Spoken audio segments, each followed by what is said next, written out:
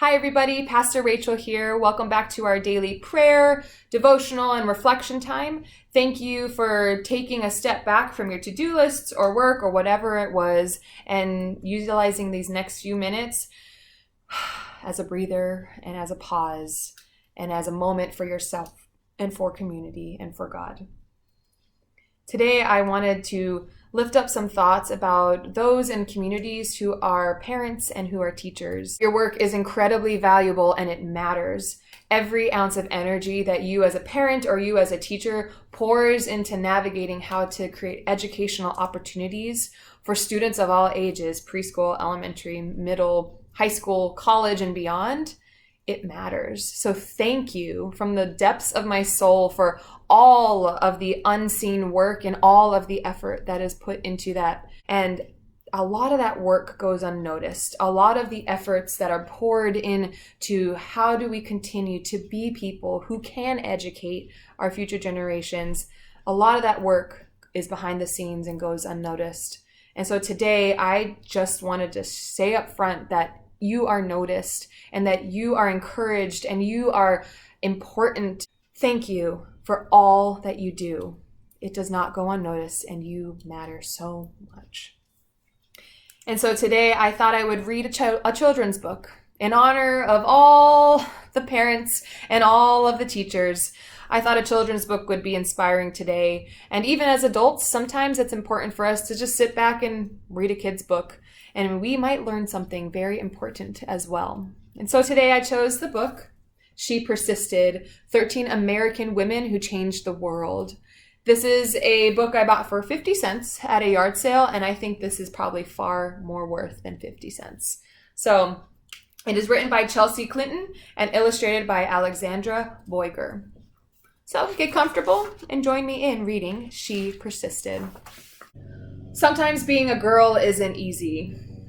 At some point, someone will probably tell you no, will tell you to be quiet, and may even tell your dreams are impossible.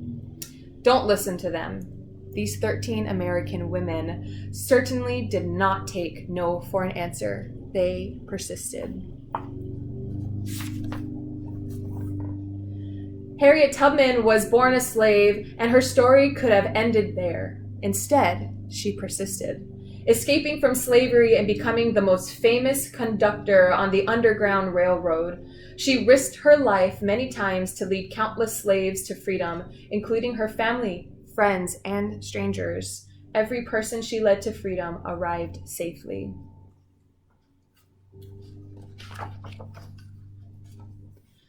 Once Helen Keller became blind and deaf as a toddler, few people thought she'd be able to learn to read, write, or speak. But she persisted. Helen learned how to do all three, and not only became the first with deaf blindness to graduate from college, but she used her story to help fight for more opportunities for people with disabilities in the United States and around the world.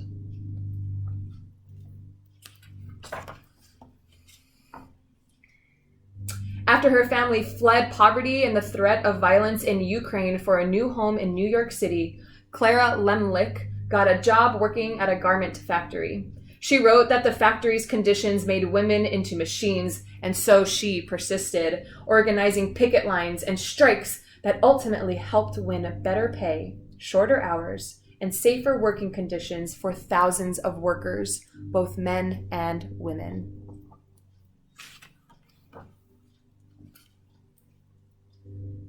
Nellie Bly became a reporter in part because a male writer had said that working women are a monstrosity, and she wanted to prove that women could do anything.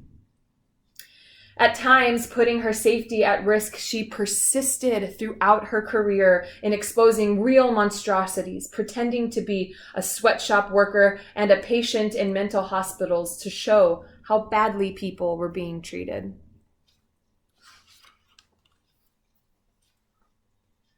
Inspired from an early age by her brother's childhood illness, Virginia Apgar was determined to be a doctor, long before many girls had such dreams. Even though she qualified to be a surgeon, the male head surgeon at her hospital discouraged her because she was a woman. Nevertheless, you guessed it, She persisted, becoming an anesthesiologist and creating the APGAR score to test a newborn's baby health, which hospitals all over the world still use today.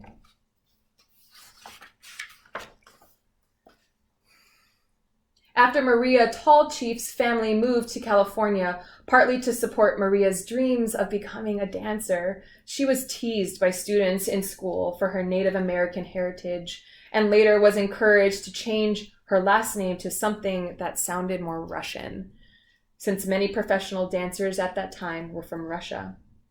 She persisted, ignoring all the taunting and poor advice to become the first great American prima ballerina.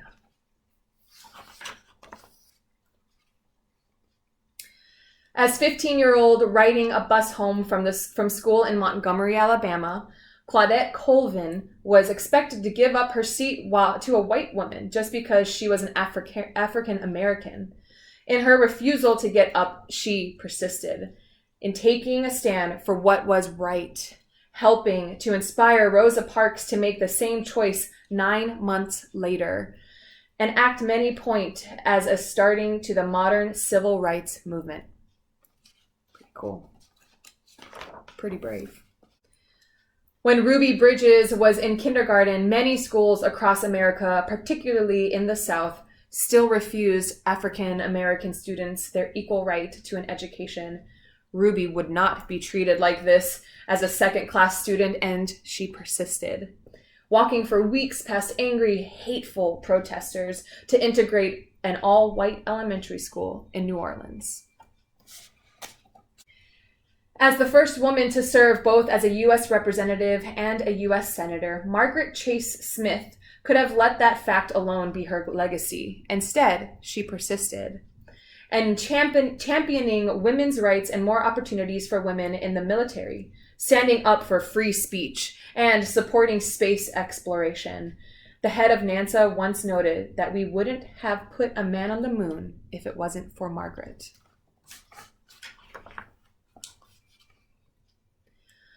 Sally Ride always believed women could succeed in any math or science career. Although not everyone agreed, she persisted. And she became the first American woman in space. But that wasn't enough for Sally. She traveled into space one more time and then created science and engineering programs specifically for girls so she could help generations of young women achieve their dreams too, both on Earth and in outer space. When, as a kid, Florence Griffith Joyner visited her father in the Mojave Desert, he would urge her to run faster and faster, to run as fast as a jackrabbit. Even when she had to leave college to help support her family, she persisted in her training on the track and then went back to school and got faster and faster. And her unbroken world records in the 100-meter and 200-meter sprints set as the 1988 Summer Olympics mean she is still the fastest woman ever.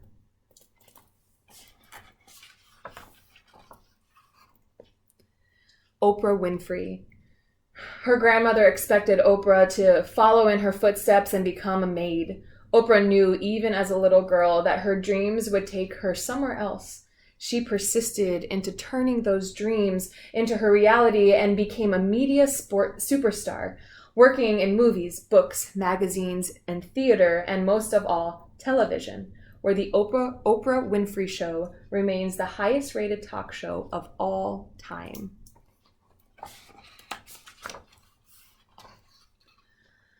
Watching fictional judges on television inspired Sonia Sotomayor to want to be a real-life judge when she grew up.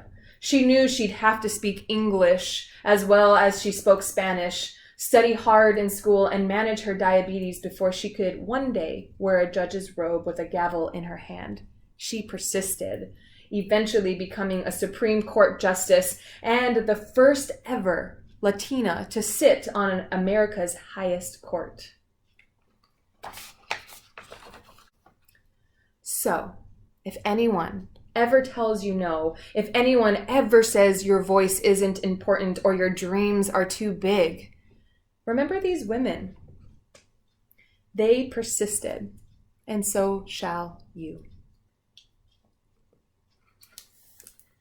A simple book about innovative and wonderful women doing innovative and wonderful things in this world, making it a better and more hope-filled and compassionate place.